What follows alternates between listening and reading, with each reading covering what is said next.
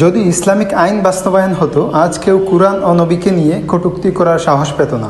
বাংলাদেশ সহ পৃথিবীর বিভিন্ন দেশে সাম্প্রতিক ইসলাম ও মহানবী হযরত মুহাম্মদ সাল্লাল্লাহু আলাইহি সাল্লামকে নিয়ে অবমাননাকর মন্তব্য, কটূক্তি ও ব্যঙ্গ করার মতো দুঃখজনক ঘটনা বেড়েই চলছে।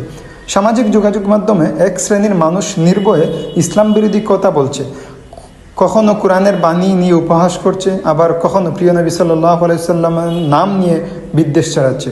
এইসব ঘটনার পর মুসলিম সমাজে ক্ষোভের আগুন জ্বলে উঠছে, কিন্তু আইনগতভাবে ন্যায় বিচার পাওয়া খুবই সীমিত। অধিকাংশ ক্ষেত্রেই এসব অপরাধীরা কিছুদিন পর ছাড় পেয়ে যায়। কেউ মত প্রকাশের স্বাধীনতার আড়ালে লুকিয়ে যায়, আবার কেউ প্রভাবশালীদের আশ্রয় থেকে রেহাই পেয়ে যায়। ইসলামে নবীজি সাল্লাল্লাহু আলাইহি সাল্লাম ও কুরআনের মর্যাদা রক্ষার বিষয়টি শুধু ধর্মীয় আবেগ নয়, এটি ঈমানের অংশ। আল্লাহ তাআলা বলেন, যে ব্যক্তি আল্লাহ ও তার রাসূলকে কষ্ট দেয়, তার জন্য দুনিয়া ও আখিরাতের কঠিন শাস্তি নির্ধারণ রয়েছে। সূরা আযহাবের 57 নং আয়াত। নবীজি সাল্লাল্লাহু আলাইহি সাল্লামের প্রতি অবমাননা করা ইসলামী শরিয়াতের দৃষ্টিতে গুরুতর অপরাধ।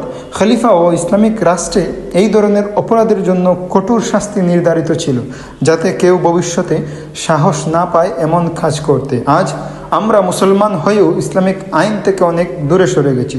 ফলাফল, নবীজি সাল্লাল্লাহু আলাইহি সাল্লাম অপমাননা করার মতো অপরাধীরা আইনের ফাঁক গলে মুক্তি পায়, আর সাধারণ মানুষ অসহায়ের ক্ষোভ প্রকাশ করে ফেসবুক বা মসজিদের দোয়ায়। যদি ইসলামিক শরিয়ার বিধান বাস্তবায়ন থাকতো, তবে কেউ কুরআন, ইসলাম বা নবীজি সাল্লাল্লাহু আলাইহি সাল্লামের নাম নিয়ে কটূক্তি করার সাহস পেত না। আইন থাকলে সমাজে শান্তি থাকতো, ন্যায় বিচার থাকতো, আর মুসলমানদের ঈমান ও ভালোবাসার প্রতীক মহানবী সাল্লাল্লাহু আলাইহি সাল্লামের মর্যাদা নিরাপদ থাকতো। আজ সময় এসেছে আমরা যেন শুধু প্রতিবাদ না করে ইসলামের প্রকৃত আইন, ন্যায় ও শাস্তির ব্যবস্থা ফিরিয়ে আনার চেষ্টা করি। কারণ ইসলামিক আইন কেবল শাস্তির জন্য নয়, এটি সমাজে শৃঙ্খলা, ন্যায় বিচার এবং মানবতার প্রকৃত রূপ প্রতিষ্ঠাতা করে।